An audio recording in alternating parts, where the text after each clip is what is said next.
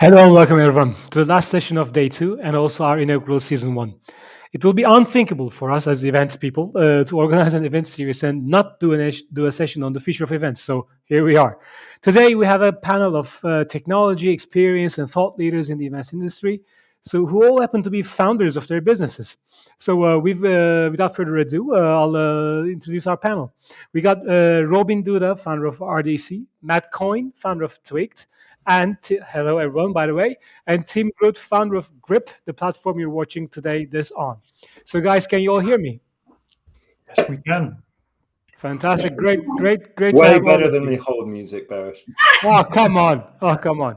So, guys, as you might have noticed, we know each other, and we saved the banter for the last let's say session of the whole season. So, I'll make a very brief introduction of why we got this panel. The world of events for brands has really been changed over the past 2 years. It has been disrupted and it's been rebuilt, and it's on the way to recovery, but it's not going to be the same as before. What does an event do for a brand? We deliver content, we do product search, there's networking, and there's a whole experience. Now, all of those things can be done really well in face to face in real life events. That's a new term, by the way, in real life. But to a cost of travel, of money, of time.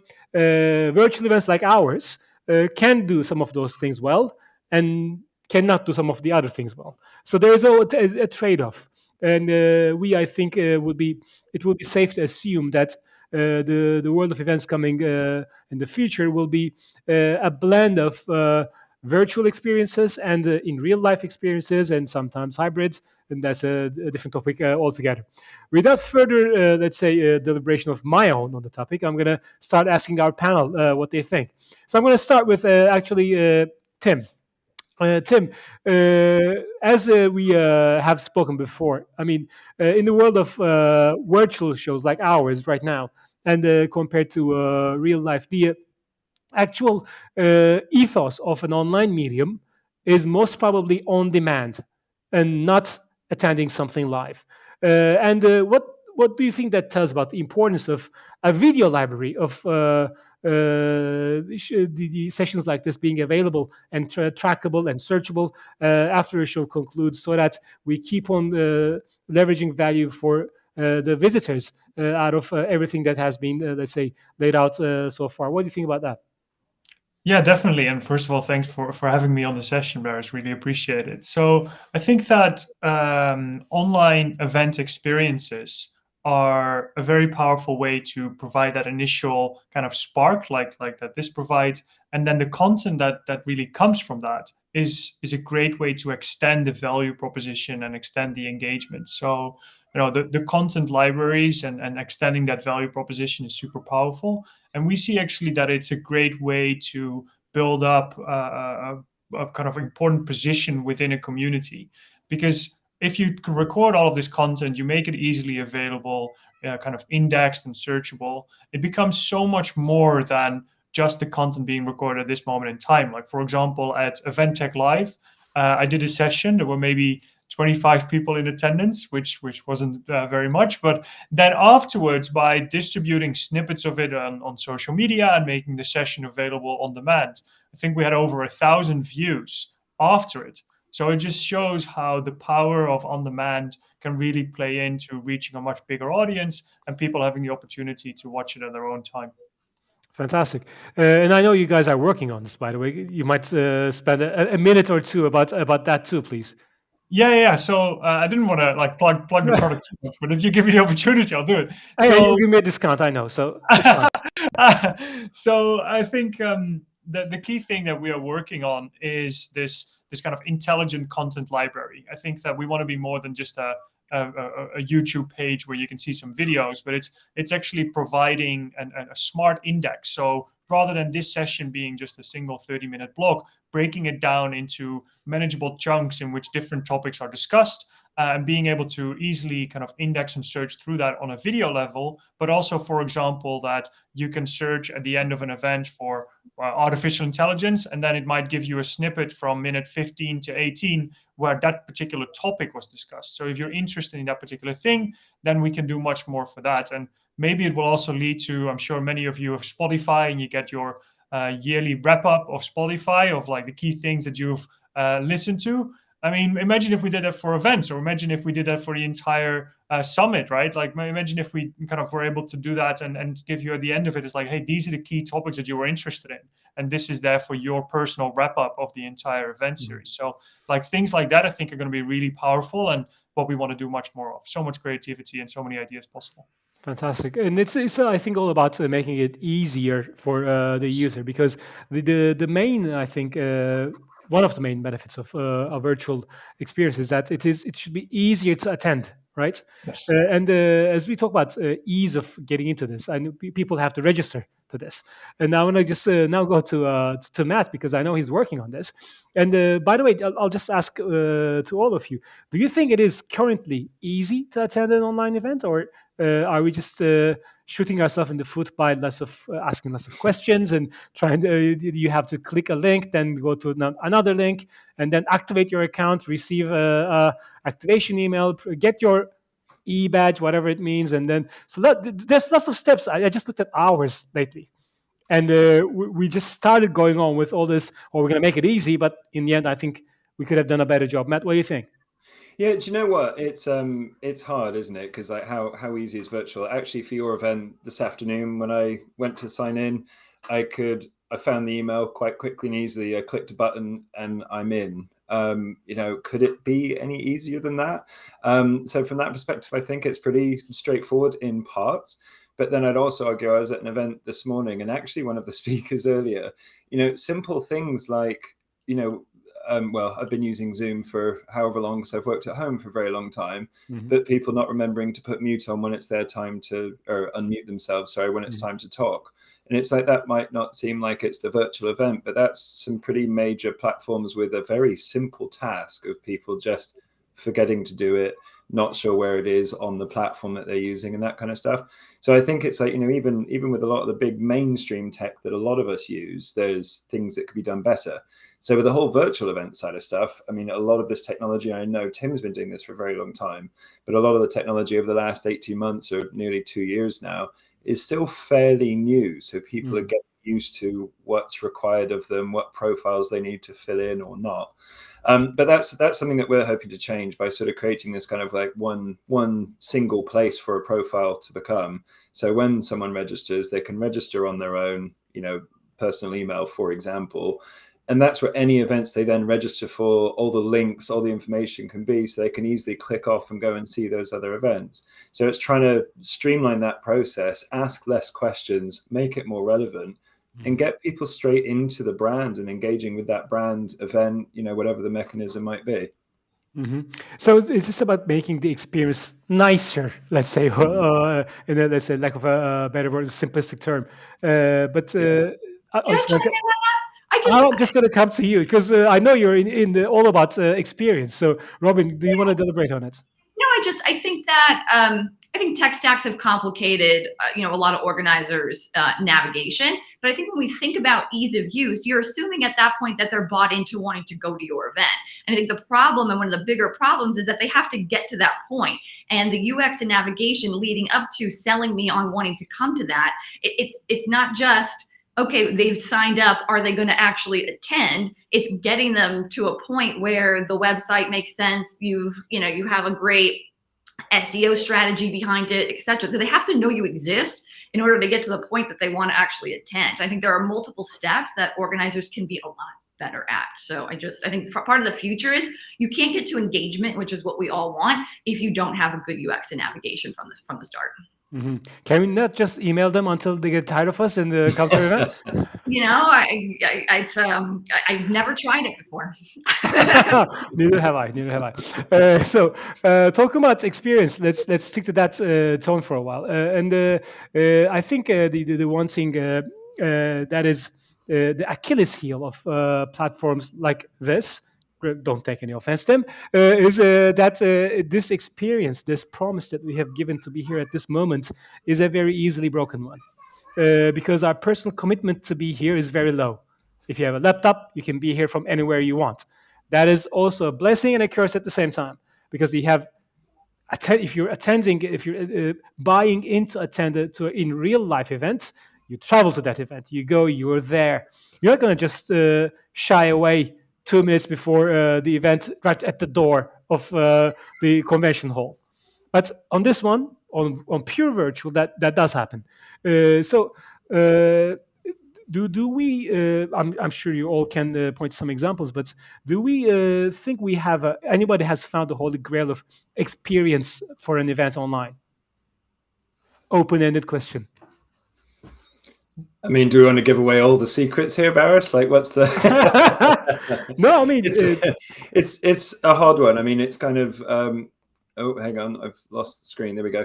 It's a tricky one. You know, Utopia. It's kind of like Robyn said, of what each event does and what it means for that person. Like, some it could be a premiere of a film, so they're there to watch it with their friends. That's a virtual event, right? Mhm. Another one like yours is sort of very good information session and networking come across. That's a very different need to maybe another event which is very hosted by. So I think it does come down to what that event's premise is, or promise is even, to sort of know, is it a great experience? I think for us, it's about making it as accessible at a time and place that's as suitable to when that person needs to or can digest the content. Yeah. I think. Oh, sorry. Go ahead, Jim. No, go ahead, Robyn. You go. I was going to say, I think we got to. We're in this place where we're forcing a medium down people's throats, and the medium might not be the best way to consume that particular thing. I think what we need to think about when we're designing events and experiences is, what's the problem we're trying to solve for the audience that we're trying to achieve? And is virtual, is online, is in real life physical, how is it best served for them?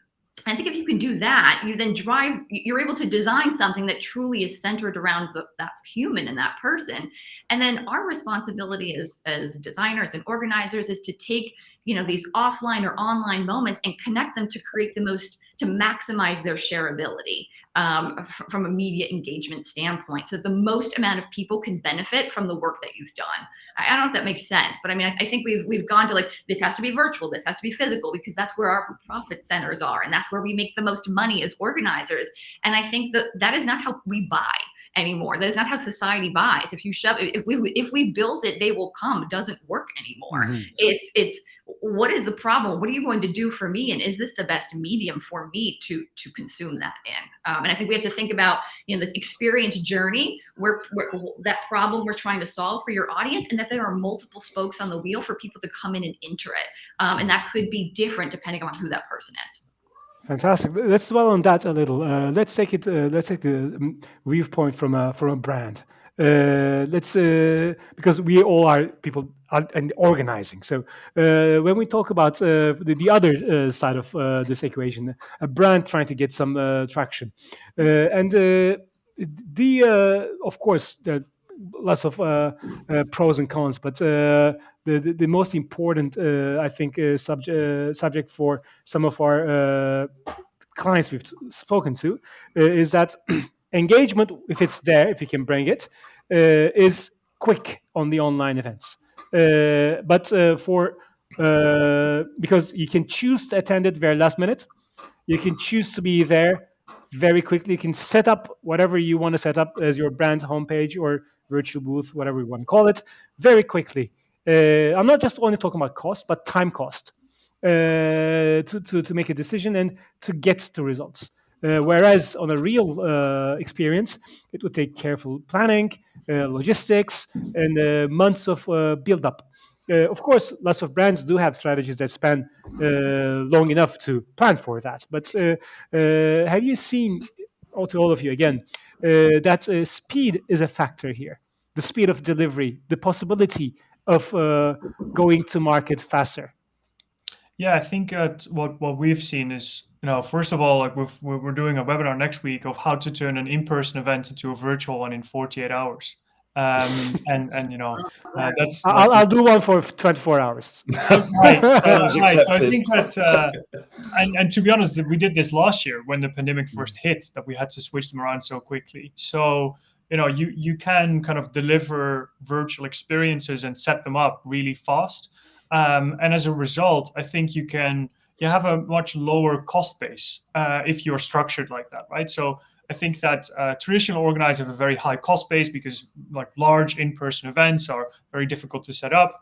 I think that the best way, if I was a big organizer and I was going to do virtual, I'd almost create a kind of dedicated business unit or squad almost within a brand to actually go and deliver that with, because it can be a team of 3-4 people that does these virtual experiences and sets them up really quickly, and therefore tests out new market segments, new geographies, new concepts much faster than I would ever be able to do with an in-person event. I think that what a lot of organizers have found difficult is taking their existing approach to in-person events with their planning cycles and so forth, and trying to condense that into a shorter time frame and doing that for virtual. Whereas actually, I think the ones that have been more successful have kind of taken a different approach from the ground up and really taking advantage of the speed and the value for time that you can generate in virtual experiences. So yeah, it depends on how you execute them, I think. I mean, gone are the days of planning an agenda 6 months ahead of time. I mean, we live in real time. I find out what's happening in an online, social news feed. We're going to think that we can plan our event 6 months ahead of time and still be relevant. I mean, I talk about navigation as being number one. Number two is relevance. Like, if you're not relevant, like, okay, they find you, and if it's not relevant to them, they're gone. So I think it's super archaic. Don't get me started.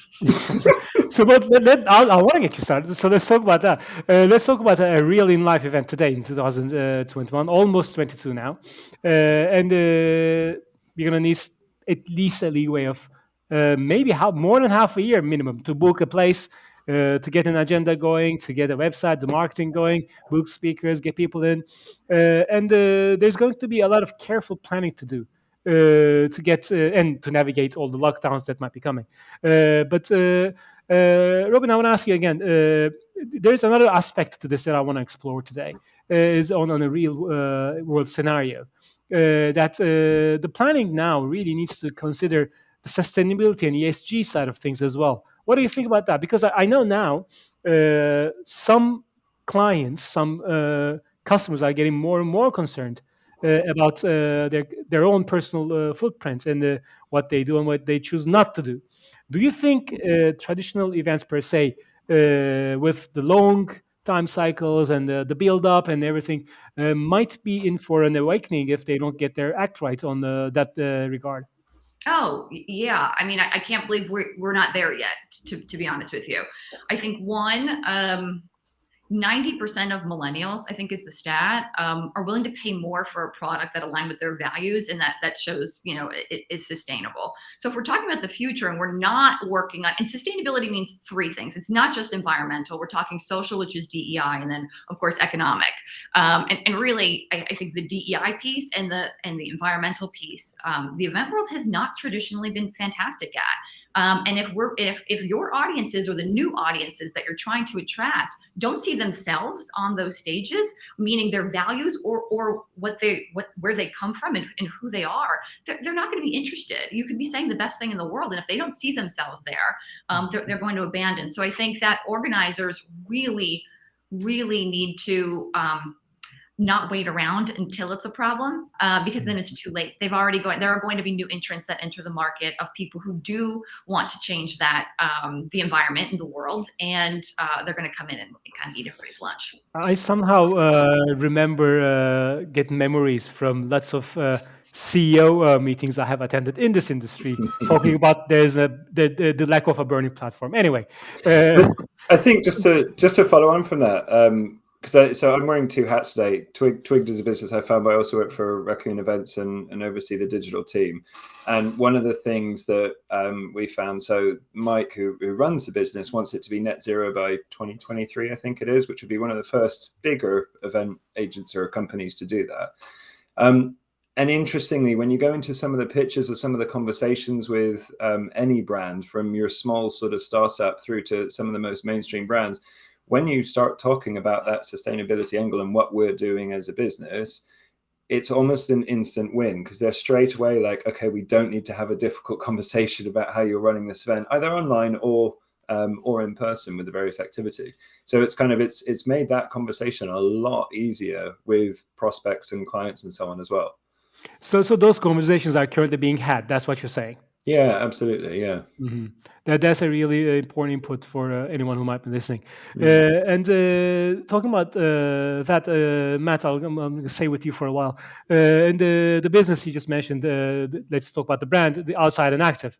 It is. I'm going to use a word, maybe I shouldn't. Is it a love brand? Because this is something very close to people's hearts. You must have a very engaged community. Can you talk to us about that? Yeah, absolutely. And I realized I had the wrong pop-up on. Sorry, that side. I had the wrong pop-up on for today's meeting. It should have been Twigged.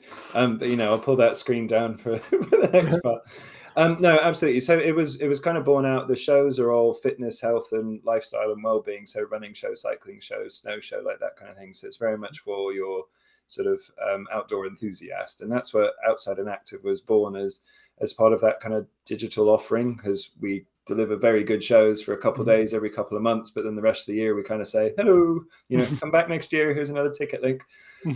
So yeah, absolutely. Like this industry is insanely passionate. I've said every industry I've worked in is like that, but these people really care about what they're doing and the content they're consuming and how, I think, as well. So we kind of have to be on our toes with what we're offering them. Just to give you an idea, we've sort of been filming a lot of interviews with people like Sir Ranulph Fiennes, which was like, wow, one of my favorite ones ever. But we've been doing a lot of that sort of video style interview, and great, that's shared. But we weren't turning it into audio, as in the podcast. We weren't transcribing it into written form for people that were, I don't know, maybe doing kids' bedtime and wanted something to read while one's falling asleep, sort of thing. So it's kind of like, we have to constantly evolve what we do to make sure that everyone in our community can engage with it in the right way. Because we sort of see quite high retention rates and high return rates, but we want to keep them for a little bit longer. So we need to make sure that we're doing that with the content.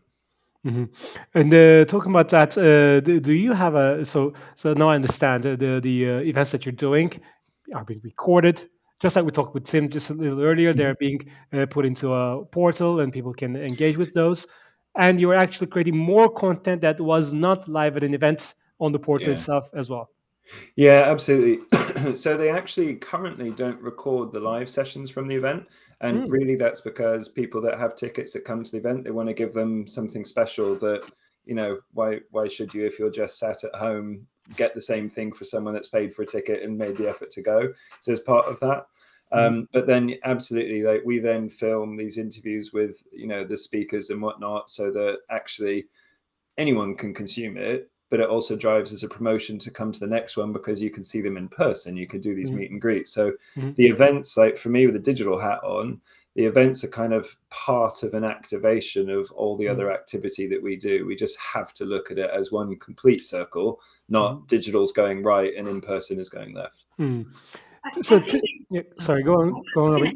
I think it's what does in real life, physical, online, what is it that you can do there that you can't do anywhere else? And if you can figure that one thing, and if there's, and that's what you should focus on. And when we're talking about, events have always, depending upon what type of event, conferences have focused on content. Content is easier to consume online. So that might be the best medium, but we think about what makes people go to the movie theater versus watches Netflix. Design your event around that thing that can't be replicated anywhere else, rather than try and be all of the things to everyone. I think that's where, from a design standpoint, we really need to focus. Yeah, and I think that, like, just to add on to that, I was at a conference Monday and Tuesday in Zurich, and it was quite a big conference actually for this time of year. There were 1,000 people there, but I think there was maybe less than 50 people at a time sitting in the conference in the auditorium, and everybody was standing outside networking. And it's I wrote a white paper which you can find on a website called Hybrid as a Strategy, not an Event Type, and it's very much about this funnel of engagement, right? So starting at an awareness level, which is really about learning about new topics, and then there is a kind of a lead stage, which is really about engaging with particular companies or particular speakers, and then there is a meet, and then there is a maintenance of relationship or strengthening of relationship stage. And I think that there is unique value propositions in terms of what the event experience is most suited to. And the top of funnel is great for virtual, and the lower down the funnel is great for in-person. But that's just the type of event. That doesn't mean that all of them are, you have conferences, trade shows, exhibitions, hosted buyer events, pre-scheduled meeting programs. There's so many different ways to then think about all these different experiences. And in the end, I think the most successful organizers will be able to combine those different types of events in one holistic strategy that fits with their niche and their particular market.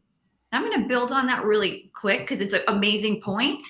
We separated experience from buyer's journey years ago. I feel like there was, here's all the content we're going to sell, and then here's all the events, the experiences, and they're over here. And I think that's gone. It's all a brand experience, and it has to be woven in. Those experiences aren't just moments of time. They're tentpole moments in the journey that it is to connect, get bought in, and then continue being associated with whatever that brand that is. And I think that's the difference. And I'll make one point on that because I love this combination of like the buyer journey and the kind of event experience journey. So one thing, I was designing the digital media packages for an event brand last week. And rather than having the typical kind of gold, silver, bronze type of packages, which everybody has done, instead, what we're doing is we're aligning each package with that step in the sales funnel. So we're going to have a brand awareness package, and a thought leadership package, and a customer interaction package. And so really we can go and speak to these exhibitors and these brands that are going to this event and say, actually, what is your objective? Why are you exhibiting here? Why are you involved? And if it's thought leadership, okay, then this is the package for you. And if you want like all of it, okay, you can buy all 3 packages. So now all of a sudden, rather than having to really kind of focus on those kind of quite flat ways of selling, you can really become much more aligned with that customer journey and align that whole value proposition so much more. I think, Tim, definitely share that. I just made some notes on that. For free. No, you get that for free. But it's really interesting because we were just we're going through the process of looking at ours at the moment, and we're taking a little bit of a note from Barış's camp, actually, of his Camp 1 and summits, which fit very nicely with mountains. But it's kind of every conversation you have is absolutely like, is that, what do they want to get out of it? So yeah, really interesting point, mate. Well raised. So can we all agree that I think we're coming towards the end of our session, but for the future of events per se, as we talk about the name of our topic, our session. So I think agree that it's going to be multimodal, right? It's not just going to be virtual or hybrid. Or this is going to be a different mode of events for a different specific need. Yeah, agreed. Yeah. And so then all served under a brand, one brand, multi-modes. Which brings me to my final question. That is going to take a very different gene pool to deliver it. Yeah, that is going to take a very different organizational structure to be able to pull off all those different modes of delivery at the same execution level that your customers are used to. So do you think there will be a place for providers of these different types, not platforms, but just people that use platforms to work with different brands because they're good at virtual or they're good at one-to-one, they're good at something else, and actually the actual brand owners, as we know them, the big organizers, become more like integrators rather than executors of everything? Oh, I think 2 things. 1, that's why I have my business. 2, that's what I do. 2, I think we're going to see, in my predictions, you're going to start to see some more chief experience officers or experience type roles in organizations where it was a brand leader. A brand is great and they focused on customer. They need to focus on audience and the experience that your audience is having with that. So I don't care what they call them, but I think that you're going to see more. And again, maybe it is an integrator, but it's somebody managing and leading overall experience. It's got to be at the top almost, in my opinion, who's leading these things. Tim? So I think that, yes, you're right. We had a breakfasters the other day, and we had like some big media companies that said, how do we structure our organization now? And they were very much looking at, okay, we're going to have a virtual events team and an in-person events team, and a kind of roundtable team, and they're going to structure more about these different stages so people can really specialize in that. And they all then have different brands that they deliver it under, or one brand. And it's actually how associations in the US have actually been structured like this for a while, right? They have very small teams, but then they'll work with an agency on their in-person events. And I think that you're probably going to see similar agencies that are specialized in the virtual events, and then even maybe segmenting that even further in different types of event experiences. Matt? Yeah, I mean, it's kind of a combination between everything that these two just said, really. It's, looking at from how we're doing, I think we're going to see whether that's marketing or experience specialist or someone in the business takes more of a leading role, whereas traditionally in events businesses, if you were good at sales, you got to the top and then you ran stuff. Whereas I think we're seeing maybe more marketing directors, and typically women, which kind of changes that in the events industry, because it's been men at the top for such a long time, that we're sort of seeing that sort of surgence come through with more of a marketing creative kind of lead coming in to help curate some of these experiences, and whether or not they go out to agency or internal teams or something. But I see that as kind of almost a pinnacle of where those experiences are pulled together. Fantastic. You can't just focus. You also like work. Everyone kind of runs in the show cycle mentality, where it's like, okay, next one, and brands who do that or organizers who do that will lose, because the world is changing so fast when it comes to the metaverse and AR and NFT. And if you don't have someone who's focused on like also future strategy, you're I don't know, you're always going to be behind. We will be running out of time. We have run out of time, but I'm going to just touch on that, Robyn. Any thoughts on the metaverse? Because I have mine. I'll share in the end. Anyone tried it? Yeah, I'm on a board that's focused on events in that space. I think that it's going to be here. I don't think it may or may not be a fad, but I think that brands should really start thinking about what their presence is going to look in. We have a few clients who are already building, presences in the metaverse to prepare for it. But it's not it's not like a turn the switch on in a month. It's quite an architectural build. So folks are starting to prepare for it. Tim, when is Grip VR launching? So I've been looking at like some partnerships of what we could maybe do there. So I see it kind of like the omni-channel experience. So the omni-channel organizer, right, doing all these different things that are part of under a single event brand, and potentially being able to offer something kind of directionally in that space. I think there's probably a couple of steps in between it.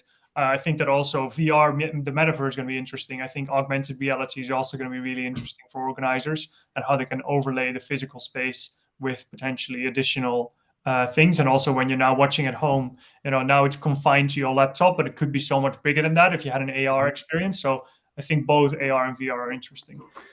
So Matt, when will we put on the virtual NFT sold shoes and run at the running show in metaverse?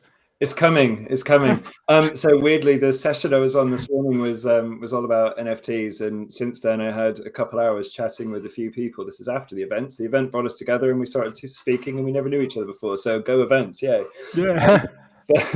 But very long story short, there are brands that are absolutely doing that with NFT. Asics is a good one. Google it. Asics, the shoe brand. They've been doing some cool stuff, but you're also going to see things like, Zwift, the sort of cycle and run kind of virtual platform. There's serious potential there that, if you cycle a lot, you earn aerodynamic things and features and whatever it might be. And it's kind of like, that's cool, but you never really own it. If you've bought an upgrade, you never really done anything with it.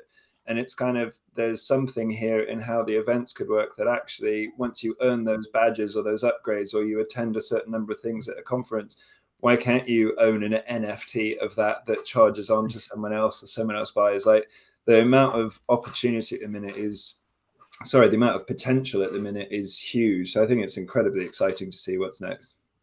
That's good to hear that. I have tested myself a platform on the metaverse as well, and the concept of core presence actually blew me away. I have to say, you actually do feel like there is somebody else in the room, which is weird, but it's coming.